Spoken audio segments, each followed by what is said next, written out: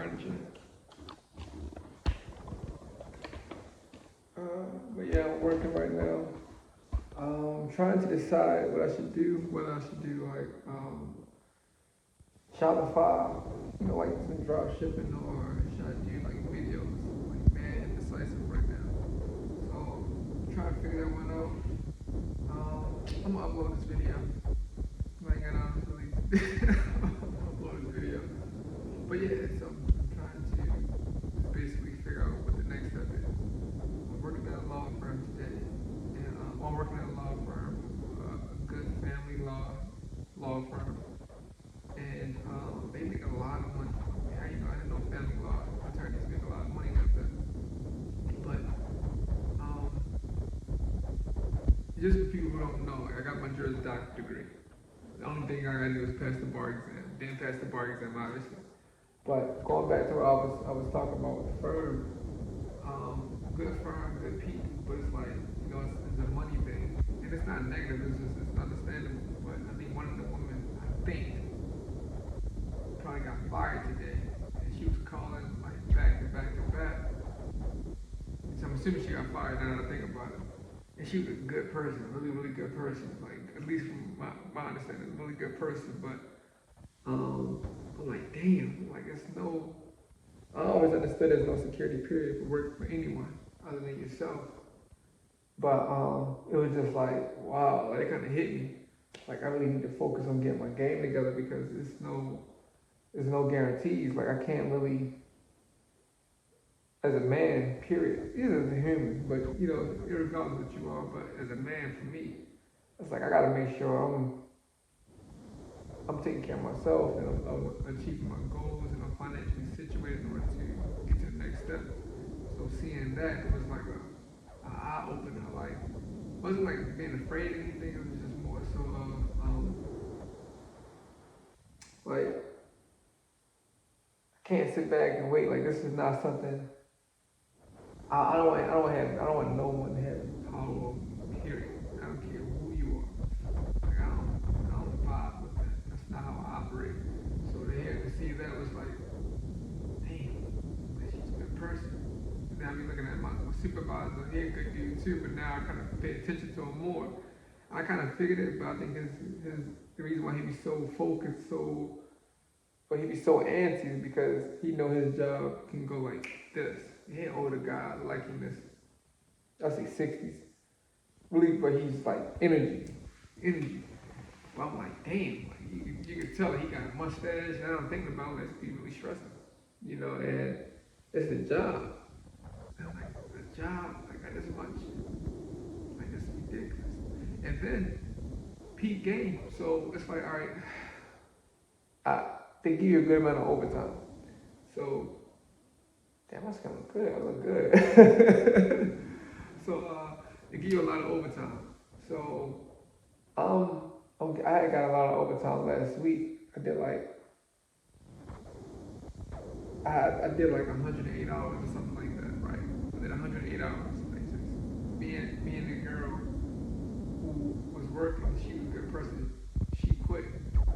And it's not like nothing negative. I don't want people to like no, it was a good, like it's a really good firm. It's just them billable hours is serious. And I worked in firms for billable hours, but this is like a little bit more top notch. And it was just stressful.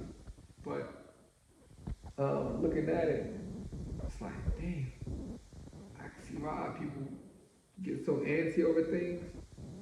Because if a person had that much control over you, that's ridiculous. And going back to the hour time, what I was talking about the hours, I worked 108 hours. Then before that, I worked I think like 86. Before that, I worked like 96 or 94 hours or something like that. This week I worked 84 hours, and I calculated, and I think I calculated it to like I think like 500 and some change. So within the span of like I started working in August, so August, September, October, November. I worked 500 and some change hours. And I'm looking at like if I can put that same amount of time into my own business, I could do it. Like 500 and some change. It wasn't like 512, it was like 500 maybe 34 hours or something like that. And I'm like, for all that, and then I grossed, just be honest, I grossed like 11K. I'm like, 11K? I grossed 11K. Now, one of y'all, I'm pretty sure, is smart enough to do the math. But I'm like, 11K? And I'm a thinking person, so I'm looking at it like, to the average person who doesn't think, I'm getting money. It's like, nah, I'm trading so much hours for a little bit of money, and even then it's not worth it because I run a risk of getting fired, which I'm not really pressed about. Obviously, I gotta pay bills, so I can't be a fool. So in some way, I gotta be honest, I really am pressed in some aspect. But in the other sense, it was like, I'm really stressing myself out, working hella hours, and it's not the job at all, it's my choice. I never put nothing on any other person, it's my choice. But it's the point of, if I really want to make it, I gotta put all the effort into myself. So obviously I'm up right now, and I'm gonna work on this video. I'll put it out tonight. But if I really want to make it, I gotta put forth the effort. And I had this conversation with my brother earlier, where we're both from Baltimore. I'm from Baltimore, Maryland. I'm from a place called Cherry Hill, and he's from South Baltimore. And we out in Atlanta trying to make things happen. I have my Juris Doctorate. He's a vegan chef, probably the best in Atlanta, like OD. And we just trying to figure it out.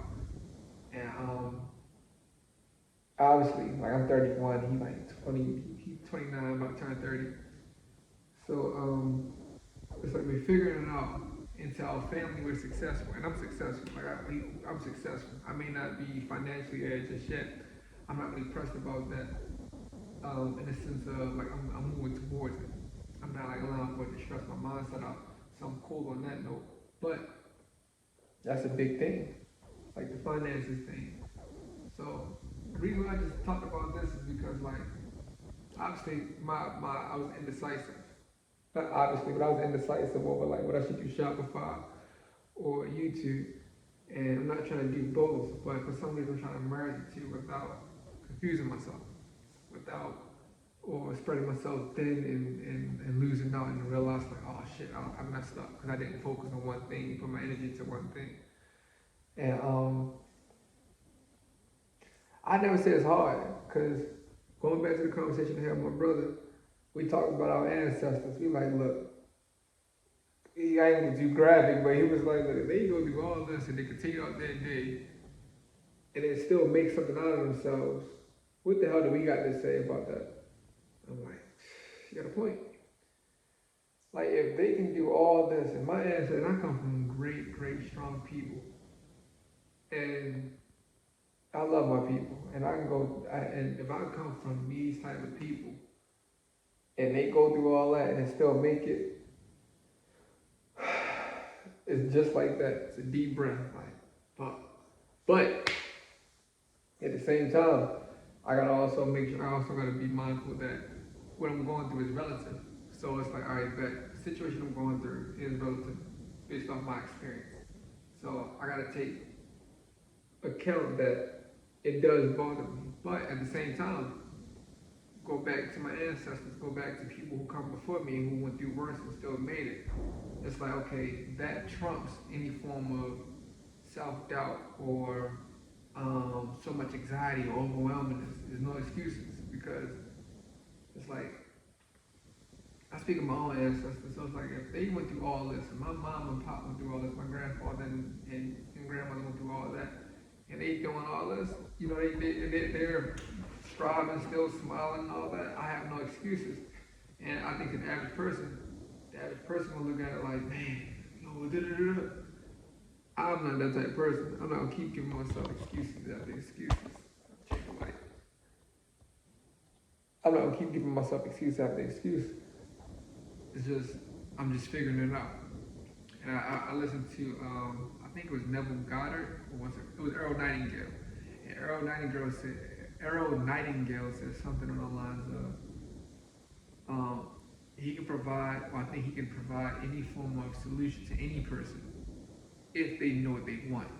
He said people's hardest choice is making a decision. And I'm like, wow, that make a lot of sense because here I am trying to figure out my decision. And obviously, I'm circling back around. But it goes to like, okay, I know I'm gonna be very successful. Like, be on the lookout for me. It's Tony Barker. I know I'm gonna be very, very financially successful. I'm a good-looking guy. Um, but more importantly is this, like, I believe in myself. That's most important. I'm venting right now, so it is what it is. But I believe in myself. Like, that's the most important thing with me is that I believe in myself. I know I'm powerful. I know that I'm not even affirming myself intentionally. I'm just speaking facts of myself. I know I'm tough. I know I'm bound to be a beast. So that's how I look at it.